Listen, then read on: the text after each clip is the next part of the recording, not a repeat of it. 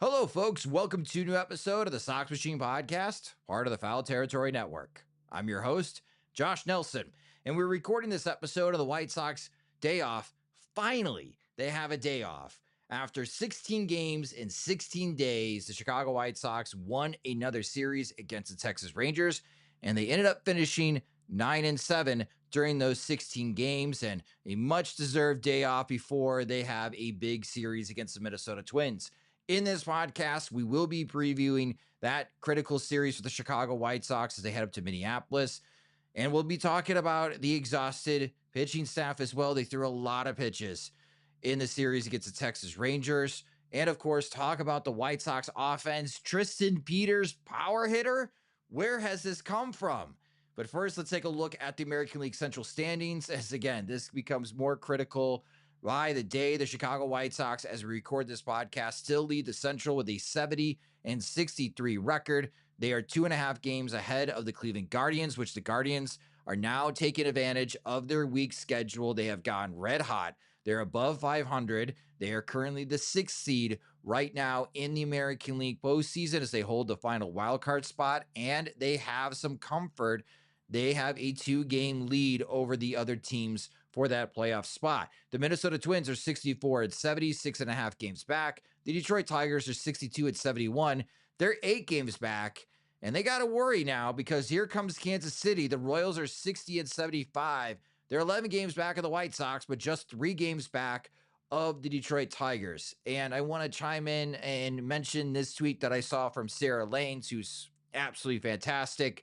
And with the White Sox winning their 70th game of the season, Sarah's factoid that she shared on social media, with the White Sox winning their 70th game, that ties the most wins by a team following at least 3 consecutive 100-loss seasons, with the 2014 Houston Astros, the 1965 Washington Senators, and the 1925 Boston Braves. She also notes it's August, so that's remarkable.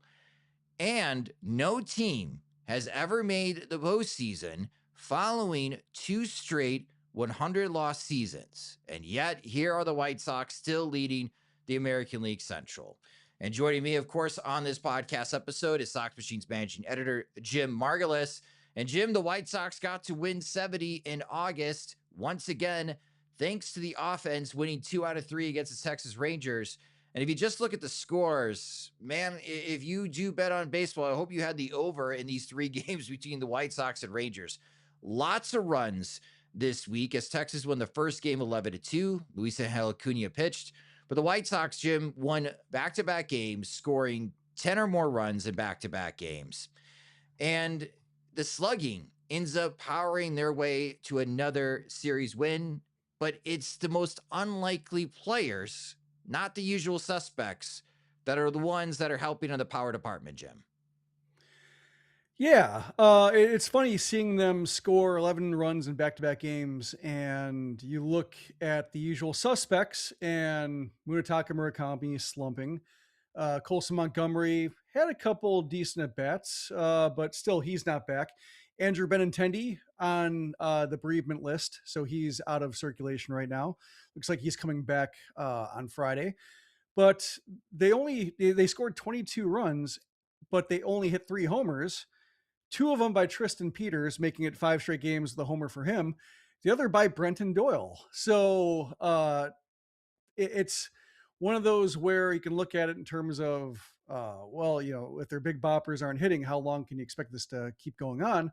On the other, it's a big series win for people who wanted to see the White Sox offense diversify and have other forms of scoring runs besides hitting homers and hoping that the wind is blowing in the right direction, because they scored in all sorts of ways. They applied pressure. We talked about the runners in scoring position, and just how I look at the denominator as the bigger factor for runners in scoring position stats. And, when you're getting 18 chances or 18 at-bats with runners in scoring position tonight, chances are that's going to work in your favor eventually, just because over the course of a series, that means you're seeing a lot of pitchers. That means you're seeing the front end of bullpens, or you're seeing starters have to go longer than they want. Just because it's a lot of pitches, a lot of pressure. So yeah, eventually it seemed like they wore it down, like seeing Robbie Alstrom have to pitch longer than Skip Schumacher probably wanted to see him pitch, and Doyle eventually get to him. Like, I think that's the idea with this offense, is just having enough OBP guys to where, like, maybe it's not the most elegant offense, or they're going to have some issues with contact on occasion, some certain pockets in the lineup. But if they can keep getting on base, if they can keep getting to second base and force pitchers to work from the stretch, eventually you should see some cracks. And like we saw at the Rangers pitching, like, it can crumble. And what I liked about, especially in the last game on Wednesday night, Jim, the White Sox not being afraid to go opposite field. Like, Brady Montgomery had a great inside out swing to drive a single to right field that scores runs. And even Sam Antonacci went to left field. I think that is important, especially for those type of players and offensive hitters for the White Sox that are still trying to figure out their power stroke. We would all love to see Brady Montgomery hit for more power, Jim. I think everyone is agreeing on that. But for him to still be productive in those RBI situations and plate runs, that's very productive. That's great to see. Sam Antonacci, yeah, he doesn't hit for a lot of power, but he's figuring out on how to drive in runs. Jake Rogers is figuring out how to drive in runs. And Brendan Doyle, I mean, let's be honest, like, Doyle outside of Coors Field in his MLB career is not that impressive. I think his career OPS starts with a 5 outside of Coors Field. But now, since he's been with the White Sox, he looks like a different hitter. He looks more comfortable and more confident in the situations that he does hit against left-handed pitching for the White Sox. And Randall Grichuk is still excellent against left-handed pitching for the White Sox. So I'm with you. Like, it is impressive that even though they didn't hit a ton of home runs in this series, the fact that they can score 21 runs in 2 games, in both games they scored 10 or more runs, is a great sign. Yeah. Chase Mydroth, another guy who used opposite field well. Yeah. Like, there are some guys like Murakami can do it, but he's not going to spray the ball around the yard for hits. Like, that's just not how his swing is geared right now. Same thing with Colson. Like, he's not going to do it. So we've talked about balance being a big part of this lineup, and that's why Andrew Benintendi, when he's clicking, is so crucial to the middle of the lineup, just because he can flatten out his swing. He can go the other way, but he can also ambush high first pitch fastballs that he wants to and drive it out to rights. Like, he has a few clubs in his bag that he can use that breaks up that sometimes monotonous middle of the order. So when they're hitting like they are, and then like when you have Tristan Peters lifting and pulling the ball the way, yeah, and you think about him relegating himself to bunting in the first month plus of the season because he was just kind of a slap hitter or somebody who just wanted to get on base, and now he's, you know, driving the ball like nobody thought he could. That certainly helps. Just have a different hero, or have somebody else, figuring out just lifting and pulling. They have that geared in, and they're going to keep doing it. So other hitters can try to see the ball longer if they have to, if they feel like they're pulling off the ball, or whatever cues they have to stay in the middle of the field, even if it's not going to result in instant offense, just because there are other surprising sources who are getting the job done. So I was on the Score on Thursday night with Anthony Herron, and he asked me about Tristan Peters. We had a lengthy conversation about Tristan Peters, Jim. And I mentioned that segment with Anthony Herron that I've learned a lot about just talking about it, covering the game of baseball this year, watching Tristan Peters. Like, the new lesson that I've learned, Jim, is you have to leave the door open for guys to surprise you. Like, to your point, in April, all Tristan Peters wanted to do was bunt. Like, runner on third, Tristan's trying to lay down a bunt to score that run. And that just screamed like Jacob May style of hitting. Like, clearly Tristan Peters is not here for a long time. He's just happy to be here. But in May, we started to see him swing with more confidence. And now here we are in August. Jim Margulis, it's 5 straight games with a home run for Tristan Peters. His season slugging percentage is .475.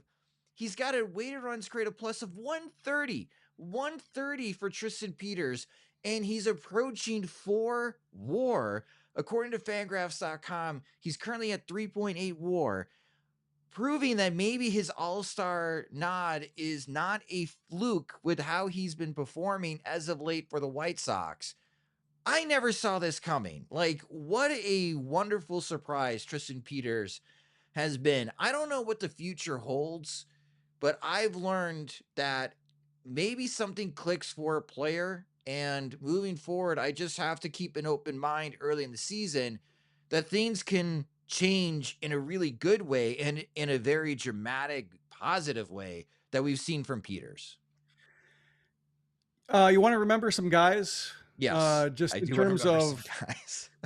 like they've been trying so hard to find a left-handed like third outfielder, we could say, or like a fourth outfielder who can platoon and be like part of a very effective corner outfield. Oh, yeah, maybe even center field, but at least corner outfield position. Like they've tried, they've traded for Zach DeLoach. They traded for Yeah. Dominic Fletcher, Oh, thinking man. like, oh, they're buried, they're blocked, they're performing in AAA.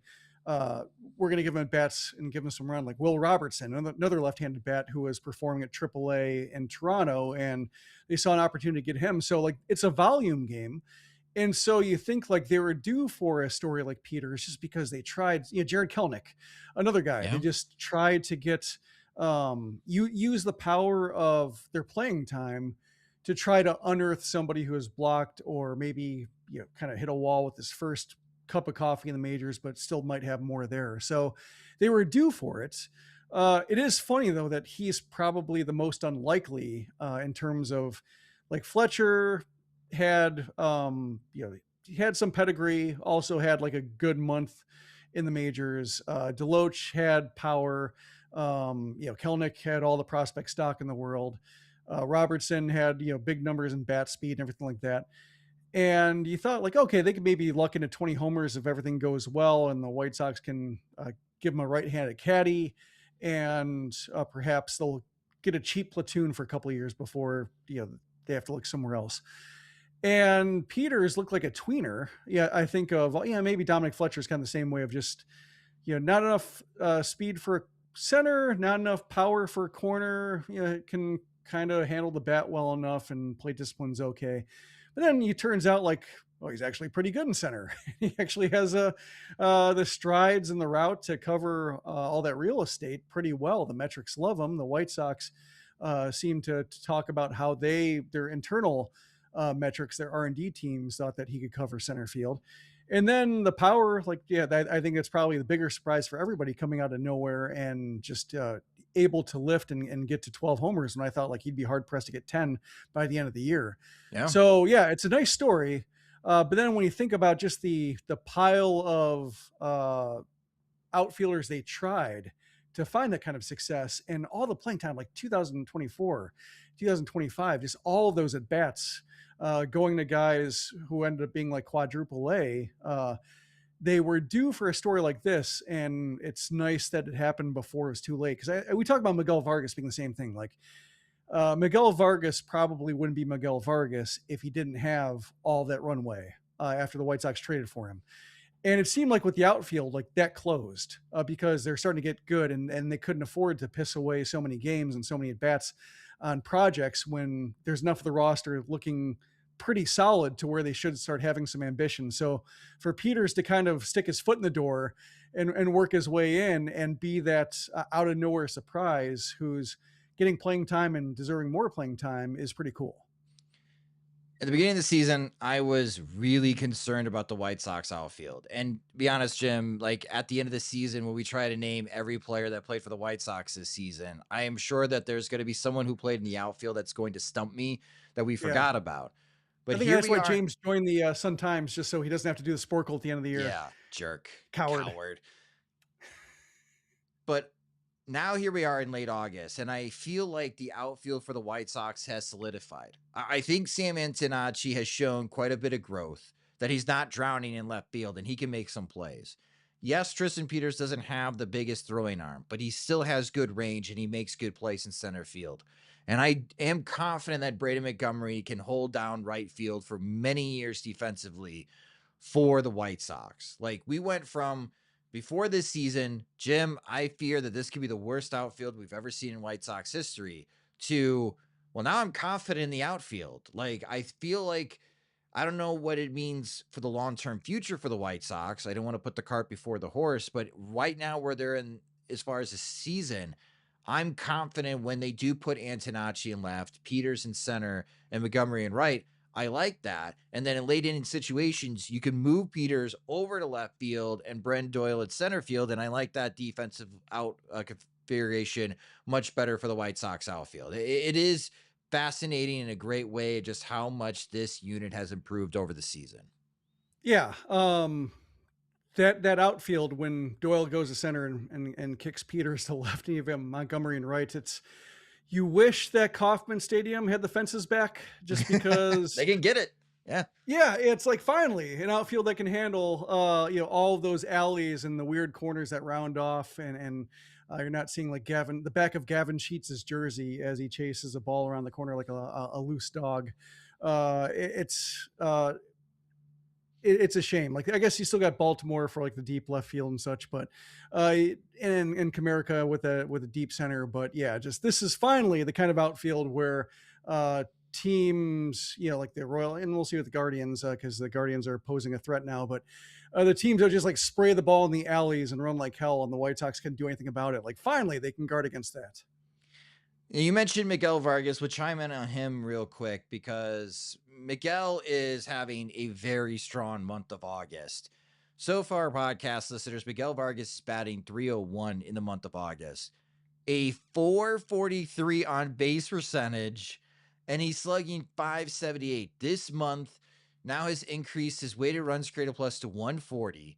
He leads all White Sox players in WAR at 4.4 WAR for the season. That ranks second among third basemen who play at least 51% of their games at that position. Kevin McConaughey has played more third base than shortstop this year for the Detroit Tigers. So technically, McConaughey is still ahead of Miguel Vargas when it comes to WAR at third base. But Jim, a .443 on base percentage for a White Sox hitter in the month of August, man, it really feels like Miguel Vargas is meeting his potential that everybody dreamed about for him when he was in the Dodgers system.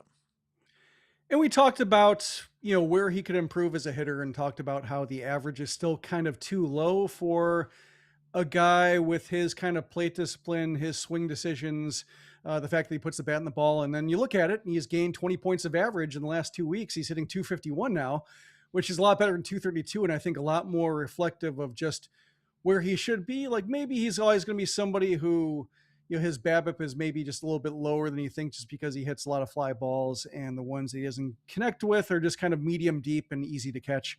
But I think, the last 2 weeks and you look at his overall line, 251, 364, 497, that's pretty close, I think, to where the best, and I'm not going to rule out he can't get better, but just the best version of Vargas in terms of his hit tool and his power and his play discipline all coming together. Like maybe he can do better.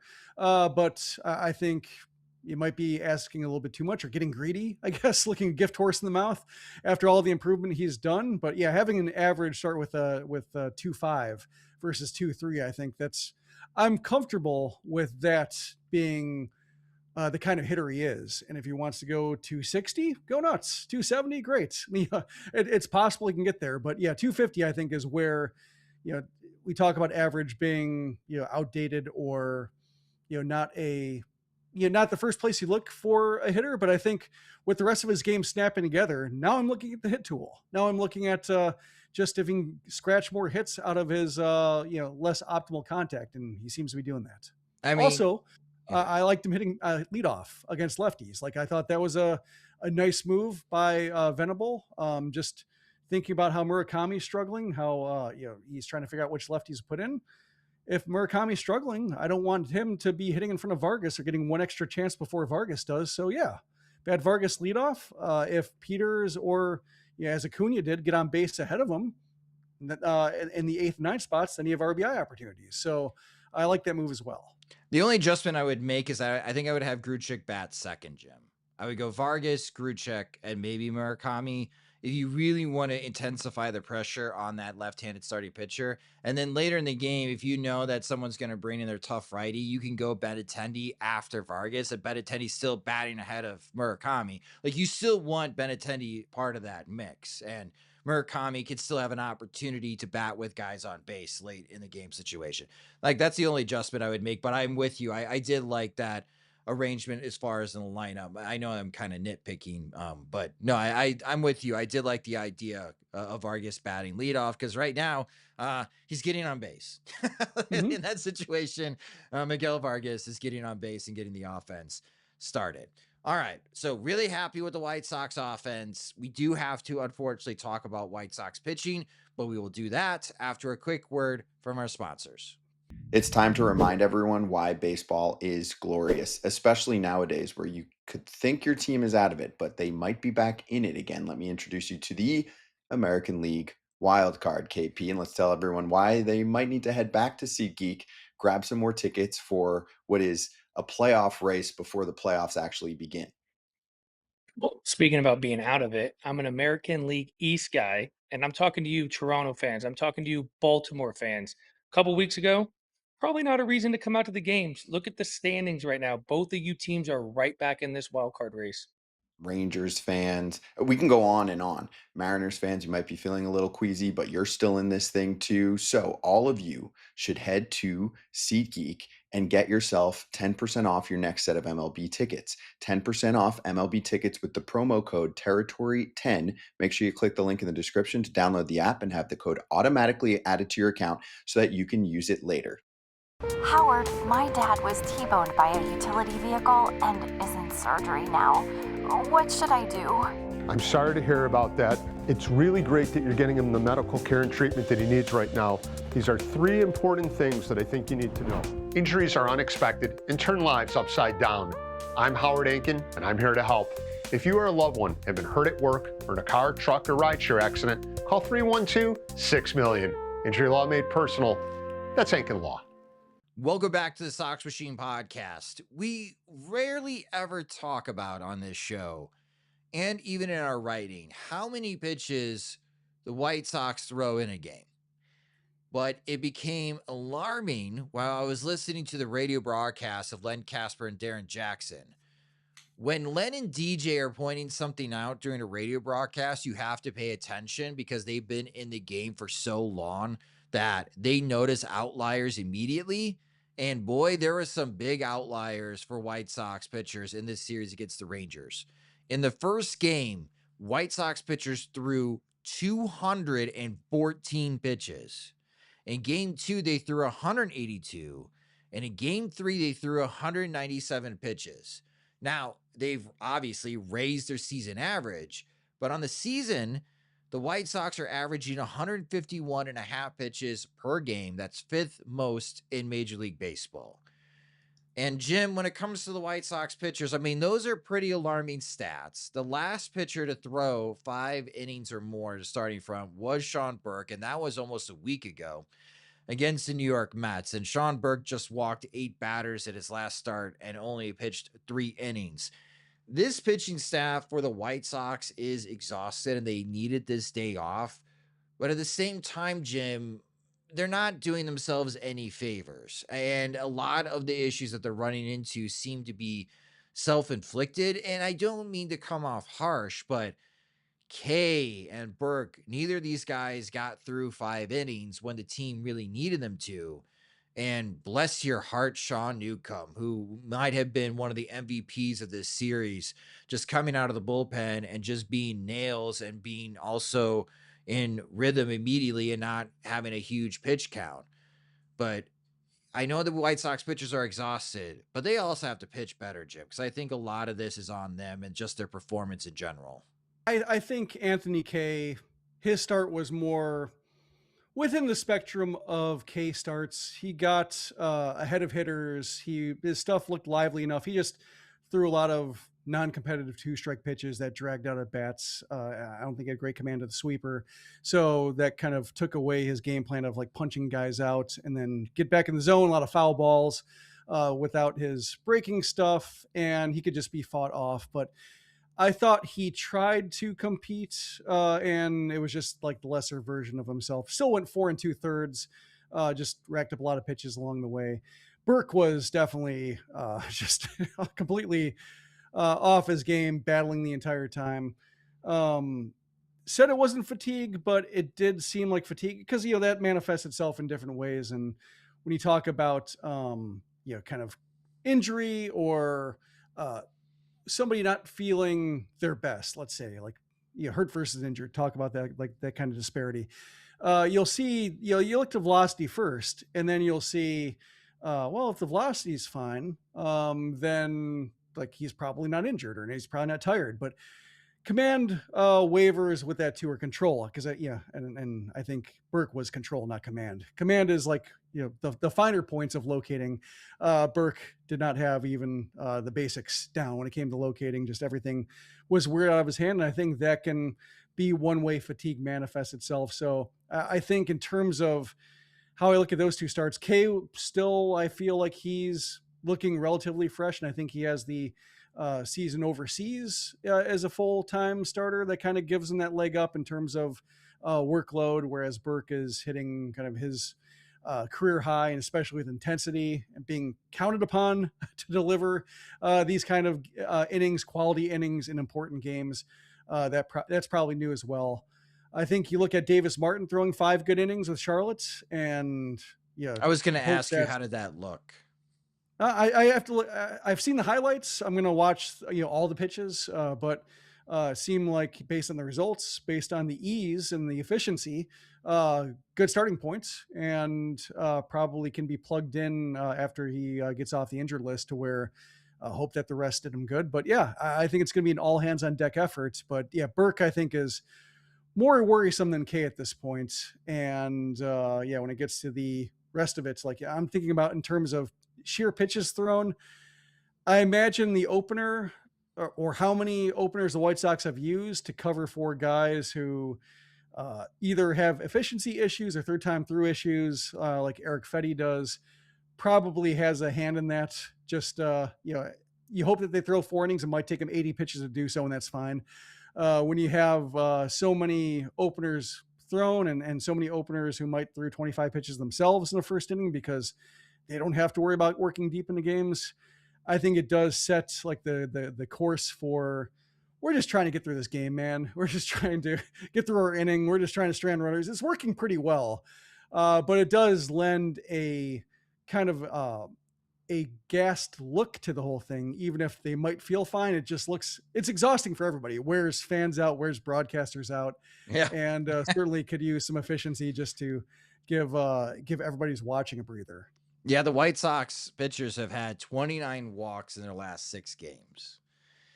That's way too high. That's way too many free passes. I mean, Hagen Smith was given a chance to close out a game, couldn't do it, got himself in trouble. Grant Taylor had to come in, throw 2 pitches to close out a win. It's a lot of pitches for everyone involved, except for Sean Newcomb. So great job, Sean, of leading the charge. But yeah, these upcoming weeks, it's one thing that you're being used a lot. And again, the starting pitchers just have to be better, and they got to get deeper. I mean, they threw a lot of pitches. They just didn't cover a lot of innings. Now, someone that we did get a chance to see, and the White Sox did make some roster moves. Tyler Davis is rejoining the White Sox, and Riku Nishida was also optioned to Charlotte. So was Jonathan Cannon. And very quick turnaround. Cannon joins the White Sox. Cannon throws over 60 pitches, over 3 innings, allows 4 hits, 2 earned runs. He walks 2. He did strike out 4, but Jonathan Cannon did get a 3-inning save before he heads back to Charlotte. I'm a bit surprised, but at the same time, he did throw 66 pitches, and the White Sox need a fresh arm for this weekend series against the Minnesota Twins. So I also get it. But Jim, how did Jonathan Cannon look to you? Yeah, it's the curse of the 3-inning save. Like Tyler Schweitzer worked the 4-inning save. He got optioned immediately. It's not what you want in terms of, I think you kind of see the writing on the wall when you come in, you have to, you're taking the ball for the rest of the game. And they're probably great. I know what this means. Goodbye per diem. But Cannon, I think after the first inning, he kind of looked amped, and he's a high energy guy, I think, or he's kind of tightly wound, or you kind of see him being very intense, and sometimes it vibrates through him because the stuff can be so lively as well. The way it comes out of his hand can move a lot of different ways, and when he's missing his spots, it looks really wild.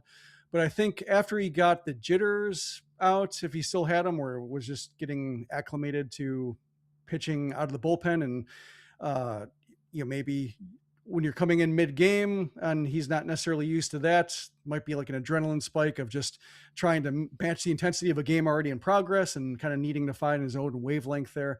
But once he got through the first, and once it became clear, like, okay, he's not going to be he's not going to have failed Will Venable by not completing the first inning when Venable wanted to go 3. Like, once he got that off his shoulders, then he looked better. He looked fine. He looked more like the guy I thought would be worthy of a spot start over the last month of the season, because he has been throwing decently in Charlotte with a lot of different pitches, to where he might be able to sequence his way through a quality start if given the opportunity. So I thought by the end of it, he looked fine, and his option is just more fresh arms, and probably having Davis Martin coming back as well at some point. You have Drew Thorpe, you have other guys lined up if you need multiple innings or a spot start, to where you can get by with the 15 days without Cannon and go from there.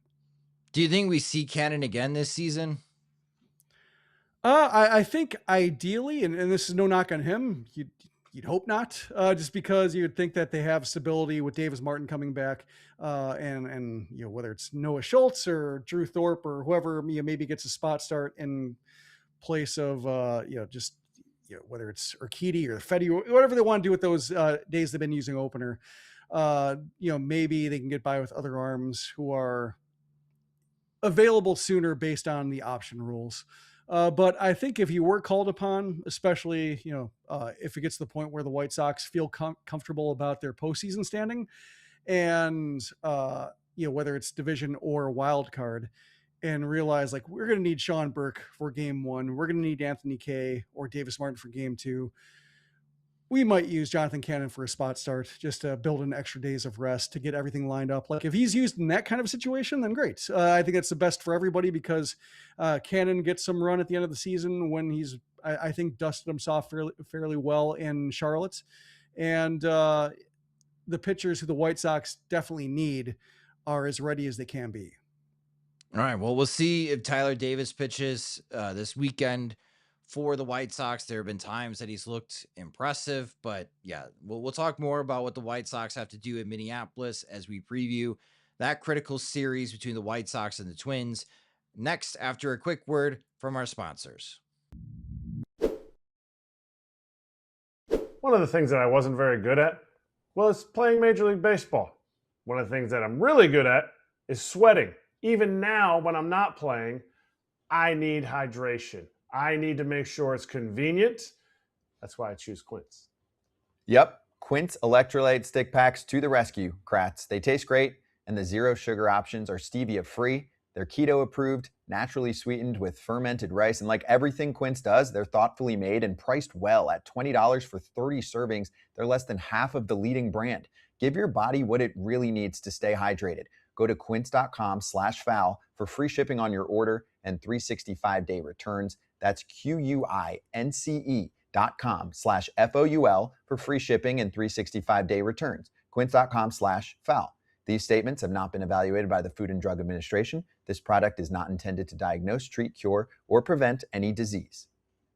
The White Sox now head up to Minneapolis for the final time in 2026 to take on the Minnesota Twins. The Twins are currently 64-70. They've lost their last 2 games, and they are 4-6 in their last 10. They do play a lot better at home. They are 35-31 this season at Target Field. They won the series against the White Sox back in June at Target Field, winning 2 out of 3, but the White Sox won 3 out of 4 against the Twins in May, so the White Sox still hold the season series 4-3 against the Twins. Your pitching probables for this series, there's only one night game, and that's going to be Friday night. This is a 7:10 first pitch start. It's going to be Dean Kremer, who has been good against the White Sox in his career back with Baltimore, but again, he got traded to Minnesota. And it'll be Luis Castillo for the White Sox. Saturday, this is a 1:10 p.m. Central Time start. It's Bailey Ober for the Minnesota Twins against Eric Fetty for the White Sox. We'll see if the White Sox do use an opener. It really will depend on the lineup for the Minnesota Twins on Saturday. And on Sunday, it appears to be a bullpen game for the White Sox. This is a 1:10 p.m. Central Time start. Zevy Matthews will take the ball for the Twins. He's been hot or cold, and when he's been hot, he's been pretty good for the Twins. And right now, we're thinking that Jose Urquidy will pick up some of the bulk for the White Sox on Sunday if he is not used earlier in the series. But the big storyline heading into this series between the White Sox and Twins is actually on the Minnesota front, Jim, and that is Byron Buxton. His current status is unclear. Now, the exciting news, if you're a Twins fan, is that their top prospect, Walker Jenkins, has been promoted to the Minnesota Twins, but they haven't made a corresponding move. And Jim, that corresponding move, because of a right hip issue for Byron Buxton, is sending Buxton to the injured list a third time. I think, Jim, Walker Jenkins is going to be a very good major leaguer. I am curious to see on how he does his MLB debut against the White Sox. But let's be honest, the only way the Minnesota Twins are going to get themselves back into the wild card race is if they have Byron Buxton in the lineup and on the field. And if he misses this series against the White Sox, that's a huge boost for the White Sox chances of winning this road series. Yeah, Buxton being a White Sox killer that he is, yeah, it's a lot of history there, a lot of trauma, I think, when it comes to White Sox game planning decisions and just seeing him at the plate. I do think Jenkins, like watching Kalen Culpepper come up for the Twins and provide some production, kind of maybe a little bit uneven in the field, but providing the kind of boost that I think Twins fans hope for a guy who's producing at AAA. Does lend some credence to the idea that Jenkins could come up and hit decently. Like he's been raking, showing a lot of power this month. Been reading Aaron Gleeman about him, and Gleeman says that I guess one of the reasons why it might not cleanly translate to the majors, at least immediately, is that a lot of the power is opposite field. As we've seen with the White Sox, it's hard to make a living as a power hitter if all your power goes the other way. And we're kind of seeing that with Braden Montgomery right now in terms of, more of his contact being center field and opposite field and kind of rolling balls over the right side and realizing like it's going to take him some time to tap in the power. And I think Jenkins might have the same thing, but if he hits like Culpepper does, like that's provided a boost and the offense can score runs. Like it's still like a pretty deep lineup with Keyshaw, producing as well. It's really like them. I think it's kind of the bullpen is a little bit of a minefield right now with some decent performances. Whose isn't? But I mean, like in terms of like they were counting on, or not counting them, but they were getting a great performance out of Yoendris Gomez all year. Like watching him turn to a lockdown closer for him. Then this past month has been a little bit of like, okay, Gomez shouldn't have been working that well for the Twins. Now you're seeing regression kind of kick in a little bit. But I mean, like Jeff Hoffman showing up and having some high profile failures early on. Minter's been good for him. So like they've hit on one, the other's been a little bit wobbly. Joe Ryan, he's kind of had that second half fatigue thing that the White Sox are seeing with their own pitchers right now.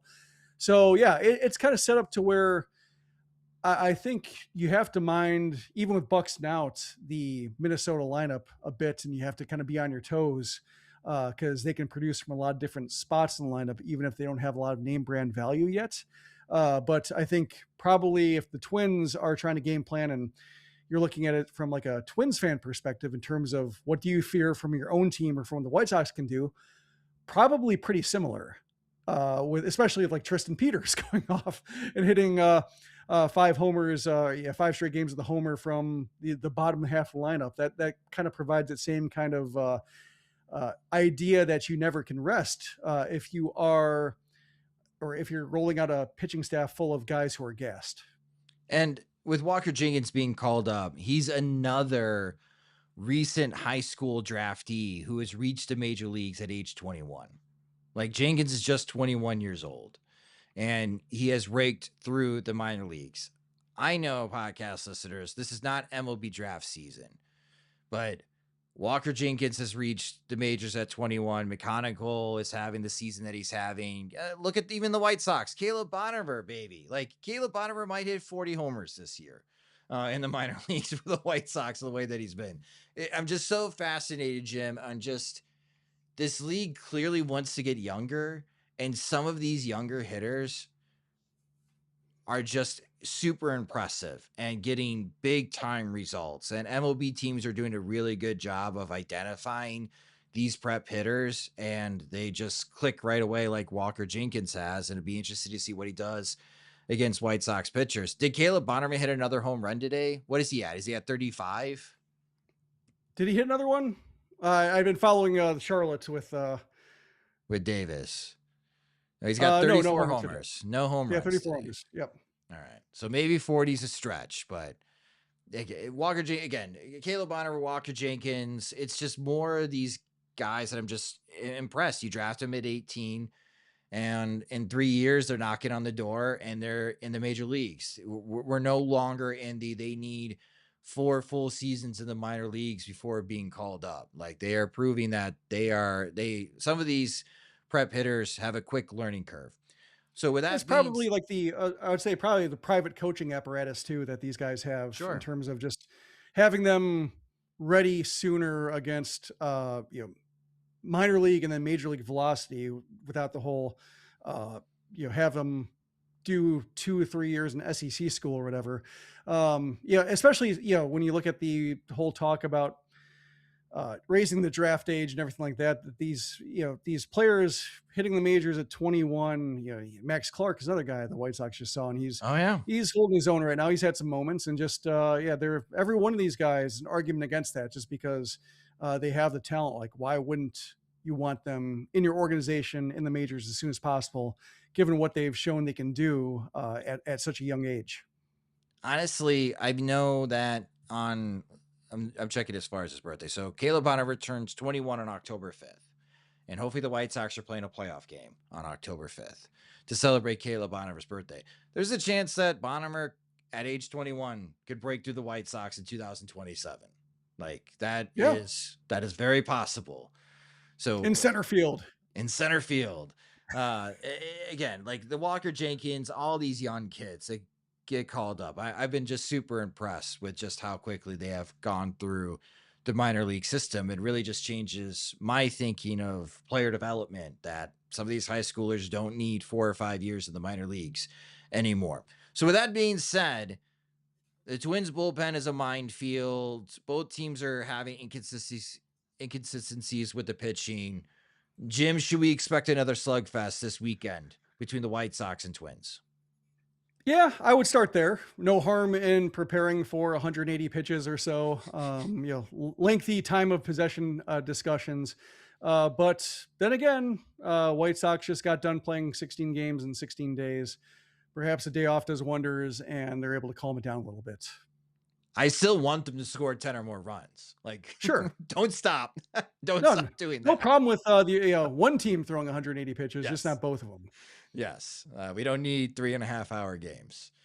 All right. Well, it'll be a very fun series. And again, this is a big one for the White Sox with the gap that they have between the Minnesota Twins. I'm not saying they would bury the Minnesota Twins, but if the White Sox win this series and extend that, and Minnesota ends up being 8, maybe even 9 games below 500, that really makes this a 2-team race heading into September for the White Sox. So big series for the White Sox. And of course, we'll be recapping each game on SoxMachine.com. And we will be, of course, recapping the series in our next podcast episode, which we will be recording on Sunday night. But thank you guys so much for listening and watching this episode of the Sox Machine podcast. And if you just discovered the Sox Machine podcast, first of all, it is a video podcast, which you could watch the video and all of our videos on our YouTube channel at youtube.com/SoxMachine. If you did watch this video podcast and you haven't subscribed to the YouTube channel, please hit the subscribe button so you're notified of our future videos. And of course, we'll be doing a lot more live streams in the month of September, the final push of the postseason for the White Sox. So if you want to be notified when we do go live, again, subscribe to our YouTube channel at youtube.com/SoxMachine. If you want the audio version of the show, you can subscribe to the Sox Machine podcast wherever you listen to podcasts such as Spotify and Apple Music. Follow us on social media. We're on all the social media platforms at Sox Machine. You can follow me at SoxMachine_Josh. If you would like to support Sox Machine and get full access to all of our coverage of the Chicago White Sox and Major League Baseball, and also the comments section, and get the ad-free version of both the website and the podcast, sign up to become a Sox Machine subscriber at soxmachine.com/products, in which your first month is just 53 cents. After that, it's $5 a month. We just added a new member to our Veterans Committee. If you'd like to be part of our VC, be part of the group chat, be part of our meetings in which we do shares of our future plans on how we cover the Chicago White Sox and even in the postseason, you can do so. You can acquire within at soxmachine.com/products. The Sox Machine Podcast is a production of soxmachine.com. You're for all things Chicago White Sox baseball and part of the Foul Territory Network. Alongside Jim Margulis, I'm Josh Nelson. Thanks for watching and listening.